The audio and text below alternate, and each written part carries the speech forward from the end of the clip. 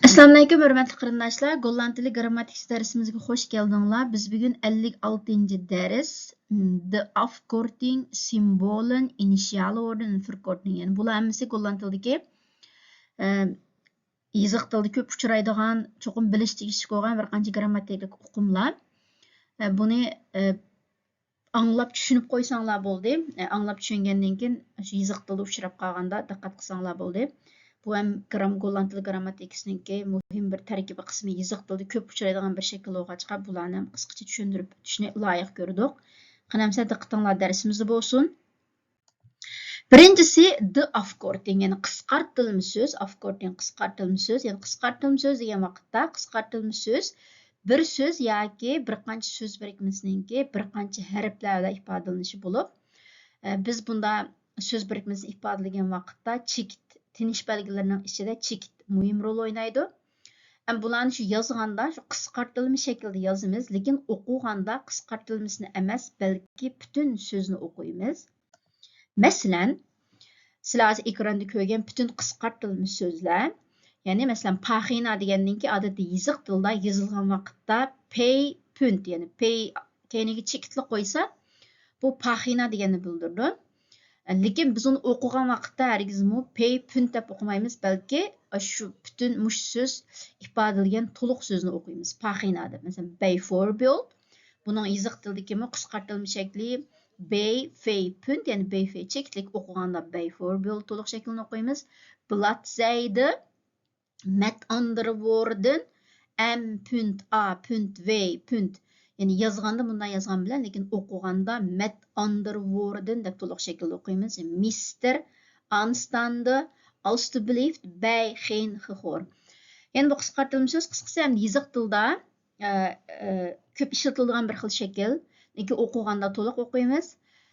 Biz ham shu Golland tilidagi ko'p ishlatiladigan qisqartirilma so'zlar to'g'risida bir material tayyorlayapmiz. Shunga bu qisqartirilma so'zlarning buningga texnik qiziqqan qarindoshlarning shu materialimizni ko'rib chiqishni tavsiya qilamiz. Hamda ikkinchisi symbol, the symbol. Yani bu symbol degan odatda ilmiy akademik xarakterdagi bir uqumlarni, bir birliklarni yoki pulning birligini ifodalaganda ishlatiladigan bir xil bu ham qisqartirilma shakl. Bunun imla qoidasi yana qilibdashtirilgan bo'lib, yani odatda xalqaro holatda bo'ladi. Bu ham qisqartirilma so'zga o'xshash o'qigan vaqtimizda faqat qisqartirilgan qismini emas, balki uning vakilligidagi butun so'zni talaffuz qilamiz.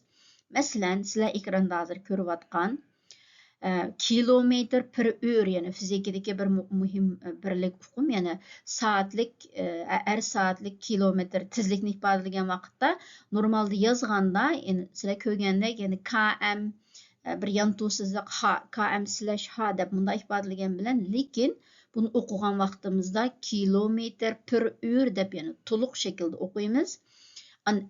S harfi odatda sekund, yani sekundni ifodalaydigan bir birlik. X harfi gramni ifodalaydigan birlik. Masalan, bizmi ayni vaqtda fizika darsini o'qiganimizda, ximiya darsini o'qiganda mushtalab o'rgangan 100 gram, 200 gram degandami yozgan vaqtimizda işte 100 keyiniga X belgisini ham qo'yib gram ifodalaydi-ku. Euro, yani yevro pul belgisi, volt, yani fizikalik tokning birligi, megabyte, yani MB, 5 MB megabyte yoki kalsiyum Ca. Lekin buni o'qigan vaqtimizda shu mushlarimiz simvollarga misol buni o'qigan vaqtimizda uning vakilligidagi butun so'zni talaffuz qilamiz. Ham uchinchi bir muhim uqum the initial word'in yoki letter word deb ataymiz. Bu yana bosh harf deb, bu bir so'z yoki bir qancha so'zningki bosh harfidan tuzilgan harf birikmasi bo'lib, bu harflar shu birikmadagi so'zlarga vakillik qiladi. Bu ham Golland tilida ko'p ishlatiladigan bir xil uqum. Lekin buning boya biz so'zlagan simvollar qisqartirilma so'zlardan bir farqi, buni o'qigan vaqtimizda butun so'zni emas, balki shu harfni o'qiymiz. Masalan, paysay, hammaylar deymiz buni paysay deb. Bu asli bir bosh harfdan tuzilgan qisqartirilma so'z. Bunun asli şəkli personal kompüter. Lekin oxuğanda biz PC deb oxuyumuz, yəni şəxsi kompüter. Yoki xafo, mafo deb qo'llandik o'ttir maktablarning ismini oxuğanda xafo, mafo deb oxuyumuz. Lekin bu əməliyyatda Mesela xafo degan xo'xir, alxemin, fortxizat onderwijs, yani yuqori shakldagi ommaviy maarif degan gapning qisqartirilmasi xafo. Onda sito, yani boshlang'ich maktabda bolalar va ota-onalar hammanglar bilasizlar. Bu gapning birisi sito. Asli bu mu Central Institute for Toetsontwikkeling, yani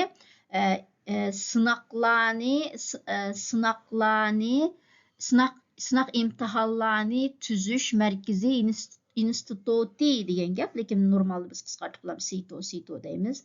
Ana yana bir modi gap BTW. Bu asli shakli Belasting over Toegevoegde Waarde, yani qo'shilgan narsalarning qimmatininki beji deb, lekin biz buni qisqartib baj BTW baj deb o'qiymiz. Ondan WC, bunu xalqarалық bir uqum, water closet, yani şu tazlıq öyi, yoki NS, Nederlandse Spoorwegen, yani Gollandiya temir yo'l idorasi, buni qisqartib biz NS deb o'qiymiz. Yani şu sizlar ko'p anglagan uqumlar PC, xafo, mafo, sito, BTW, muşlarning hammasi initial word'dan, yani bosh harfdan tuzilgan qisqartirilma so'zlarga misol. Şu bunun biz bayağı so'zlagan qisqartirilma so'zlardan farqi, bunu o'qigan vaqtimizda bütün so'zni emas, balki shu harfni o'qiymiz. Ondan eng oxirgi bir grammatikal uqum, yani förkorting. Bu bir xil qisqartirilma so'z, lekin golland tilda mayli afkorting bo'lsin, emniyat qarasanglar afkorting, simbolen, initiali o'rnidan hammasi qisqartirilma so'z, lekin golland tilda aniq farqi bor. Şu förkorting bu qisqartirilma so'z, lekin bu qanday qisqartirilma so'z degan vaqtda bu xil shakldagi qisqartirilma so'z bir qancha bo'g'imdan tuzilgan uzun bo'g'imliq so'zlarningki birinchi bo'g'imida tuzilgan bo'ladi. Masalan, biz doim anglaydigan info. Asli bu bir förkorting qisqartirilma so'z. Asli bu so'zning asli uzun shakli informatsiya, yani 4 bo'g'imdan tuzilgan.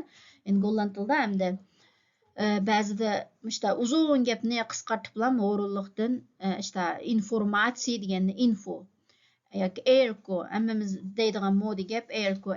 Asli bu so'zning asli shakli air conditioning, yani havo tangshigich, lekin normalda ig'iz tilda qisqartirilib airco deb ataymiz, yani bosh harfidan. Yoki cam recorder, bu asli kamera recorder, yani kameralik suratga olg'uchi deb buni qisqartib cam recorder. Webzine, asli web magazine, lekin qisqartib webzine. Yana bir eng ko'p uchraydigan modi so'z horika. Yani mesela ik verek bei horika deydi, men horikada ishlayman deb. Yani demak jo'g'ini horikami asli hotel, restoran, kafe degan 3 so'zningki qisqartirilmasidan tuzilgan bir förkorting so'z, yani horika. Yani qisqasi qisqartirilma so'z. Ning misollari shu, endi bu förkorting bilan shu afkortingning farqi.